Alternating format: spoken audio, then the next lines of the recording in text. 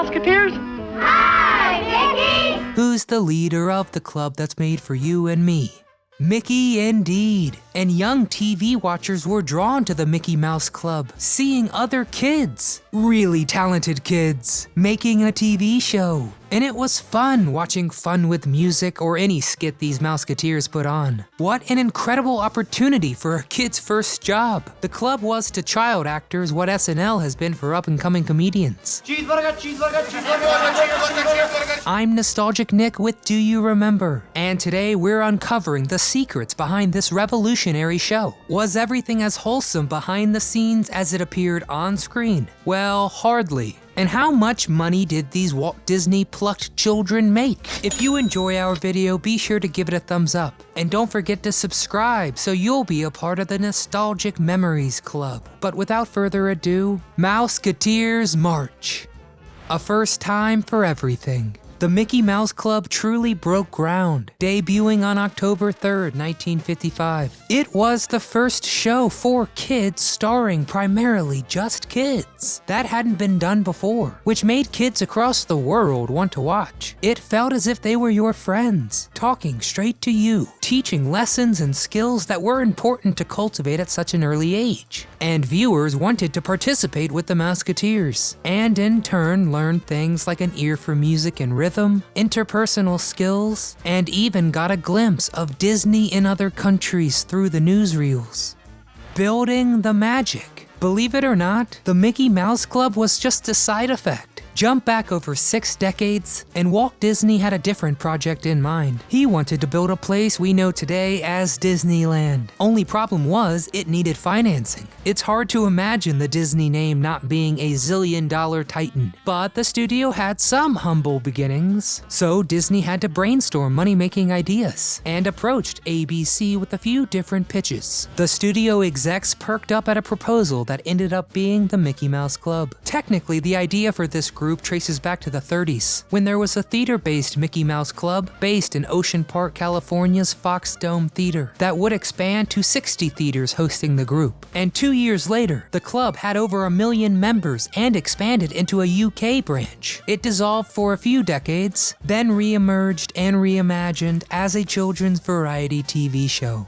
Parental supervision discouraged. The Mickey Mouse Club was a monumental break for countless kids, the dream you could say. Of course their parents wanted to see them succeed too, and basically had to stick around the whole time while their kids worked. That meant the parents had to behave like well-mannered employees just as much as the kids, cause the producers had a job to do, and if the parents got in the way, well, their kid could be fired to remove the problem. One big example was Nancy Abate, who brought a really strong dancing background to the cast. Unfortunately, her guardians were guilty of, and I quote, parental misbehavior, and she was let go after the first year. But some other sources say she wanted to do other work, and she left the show voluntarily after refusing to go on the aerial wires at the Disneyland circus. Generally, the parental issues behind the scenes were constant nudges for their respective kid to have the bigger spotlight. Other times, parents thought they knew too much and began directing their own child. You know, like when a parent does all the science homework for their kid, everyone knows it. So the crew arranged some changes. The parents still to be there, but at a distance. And this tweak had the kids behaving much better, and even some of the parents. Kitty casting call. Mouseketeers, it's time for roll call inspection. Everybody ready? Yeah! This club was made for you and me, where they made us feel as welcome as can be. And to do that, everything had to feel familiar, relatable. So when it was time to cast these talented little mice, Walt Disney laid out some ground rules. No glamorous stars, no Shirley Temples, no stage moms, no immediately unnaturally cute cast members. But when producers first began casting, picture perfect is what they were going for. But they had to switch gears just months before things kicked off. And this made for some tough decisions. Disney wanted a balanced cast between boys and girls, but in that time, more girls were taking tap dance than boys. So some boys without any real dance experience were brought in over very qualified girls. Adult admission. You know, there seems to be a lot of talk about the problems of youth these days.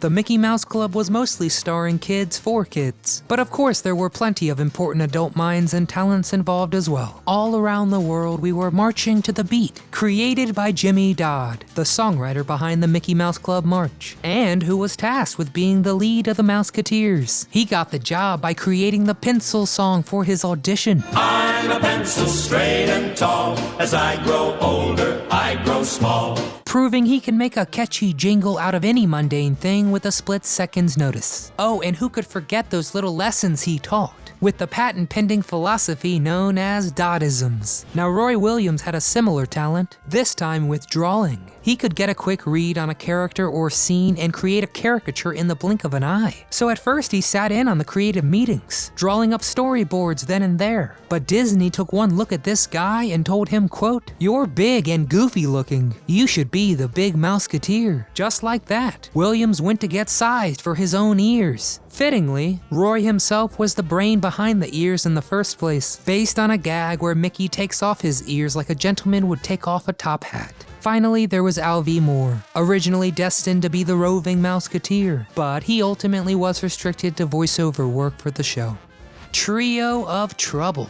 The Mickey Mouse Club transformed a few children into worldwide stars, highlighted by Lonnie Burr, Annette Funicello, and Bobby Burgess. Walt Disney discovered Annette personally after seeing her in a school production of Swan Lake, an idea of her mother's to help the young girl overcome shyness. Nice move, Mom. Like a lot of rising stars at the time, Annette pondered the idea of changing her name to a stage name, but Walt himself told her to keep it as is, figuring the show and her would make it unforgettable. Turns out he was right, and Annette became half of a battle for mouse supremacy, along with her co-star Darlene Gillespie. The two were locked in a back and forth for the title of favorite Mouseketeer, until suddenly Annette sped away into first place. Becoming famous wasn't so easy for Lonnie Burr. Once the series ended, Burr realized how being an idol affected him, saying, quote, "A child accepts that adulation as love, and when you take that away, it's hard to understand it wasn't real."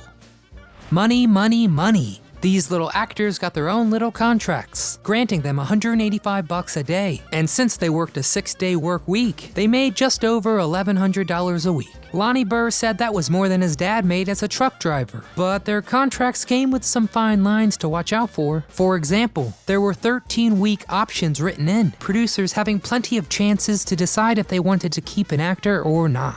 It was a warning to the kids and their parents. The contracts also required them to perform at other venues, wherever and whenever the studio wanted, and no, they wouldn't be paid more for those performances. Some of these trips included visits to hospitals, promotional photo shoots, and of course, Disneyland. And if anyone complained, they probably wouldn't be brought on for another show.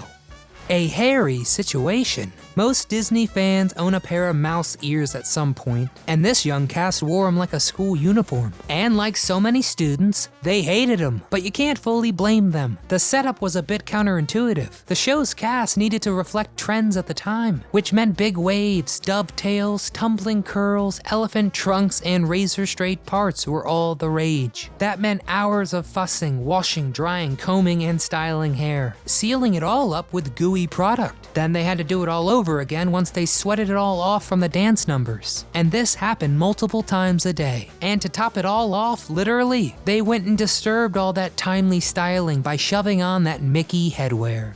Trouble in Paradise. Kids are temperamental, and sometimes a child actor could go too far and then get fired from the club. Sometimes the kids could be instigators. Most infamous example would be Mickey Rooney Jr. and his brother Timmy, who famously caused a mess in the studio's paint department. Needless to say, they were not asked to return. Then there was Paul Peterson, who was fired for punching a casting director in the stomach. Other times, the kids put up with intimidating situations. Dallas Johann might have become another revered mouse, but he cried whenever the cameras aimed at him. Nancy Abate famously left after refusing the aerial acrobatic routines. And just like TV stars worry about dreadful typecasting, some child stars were forever chained to those ears. In the battle for popularity with Annette, Darlene Gillespie came in second, but she was still locked in a contract with Disney. It claimed ownership over her voice, and this discouraged other production companies from working with her. The end, for now. Season 1 alone brought 10 million viewers to the Mickey Mouse Club and sparked $2 million worth of mouse ear sales in just 3 months. This was a turning point for television producers, showing that there was success to be had in kids' shows. And Disney's producers were doing it well, because the show continued for 4 seasons at the top of the charts. So why did it end? Bottom line, the show was very costly to produce. It had a huge cast to support, plus production and location. This portion of your Mickey Mouse Club is brought to you by Sugar Jets. They relied a ton on commercials to make the profit. But since this whole educational TV thing was kind of new, the top sponsors didn't flock to it. Ultimately, Walt Disney and the studio couldn't agree on anything to keep the show going. So after 4 seasons in 1959, ABC canceled it. Then ABC prohibited the Mickey Mouse Club from airing on any other network. After creating such a great thing together, Network and Icon ended up in a lawsuit that Disney won, citing damages done. But they still couldn't air it or Zorro on other networks. So let's discuss. Were you a Mickey Mouse Club fan? Can you remember memorizing each day's theme? But above all, I want to know who your favorite mouseketeer was. So get in the comments and share your fondest memories. Why? Because we like these stories. And if you want to come along and sing our song, be sure to give this video a thumbs up for us. And subscribe to the channel so you'll catch Memories Monday, Serenading Saturday, and all our favorite themes. From all of us here at Do You Remember, thank you very much for watching.